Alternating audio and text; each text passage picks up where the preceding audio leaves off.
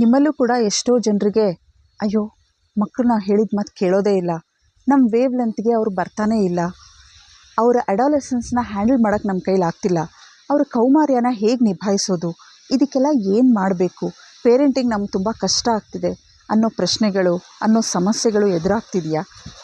ಇದಕ್ಕೆಲ್ಲ ಪರಿಹಾರ ಇದೆ. ನಮ್ಮ ಪರಂಪರೆಯಲ್ಲಿ 16 ಸಂಸ್ಕಾರಗಳ ಬಗ್ಗೆ, ಷೋಡಶ ಸಂಸ್ಕಾರಗಳ ಬಗ್ಗೆ ನಾನು ಡೀಟೇಲಾಗಿ ಹೇಳಿದ್ದೀನಿ. ಇಲ್ಲಿವರೆಗೂ ಹೇಳಿರೋ ಚಿಕ್ಕ ಮಕ್ಕಳಿಂದಾನೇ ಮಕ್ಕಳನ್ನ ಬೆಳೆಸ್ತಿರೋ ಪ್ರತಿಯೊಬ್ಬರಿಗೂ ಈ ಸಂಸ್ಕಾರಗಳನ್ನು ಸರಿಯಾಗಿ ಅರ್ಥ ಮಾಡಿಸಿದ್ದೇ ಆದರೆ ಈ ಸಮಸ್ಯೆಗಳು ನಿಮಗೆ ಬರೋದಿಲ್ಲ.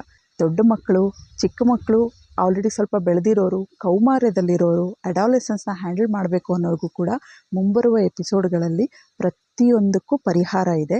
ಎಲ್ಲರೂ ಈ ಪರಿಹಾರಗಳನ್ನು ತಿಳ್ಕೊಂಡು ಈ ಷೋಡಶ ಸಂಸ್ಕಾರಗಳನ್ನು ನಿಮ್ಮ ಜೀವನದಲ್ಲಿ ಅಳವಡಿಸ್ಕೊಂಡಿದ್ದೇ ಆದರೆ ಇಷ್ಟೊತ್ತು ನಾನು ಹೇಳಿದ್ನಲ್ಲ, ಈ ಎಲ್ಲ ಪ್ರಶ್ನೆಗಳಿಗೆ ಉತ್ತರನೂ ಸಿಗುತ್ತೆ, ನಿಮಗೆ ಪರಿಹಾರನೂ ಸಿಗುತ್ತೆ.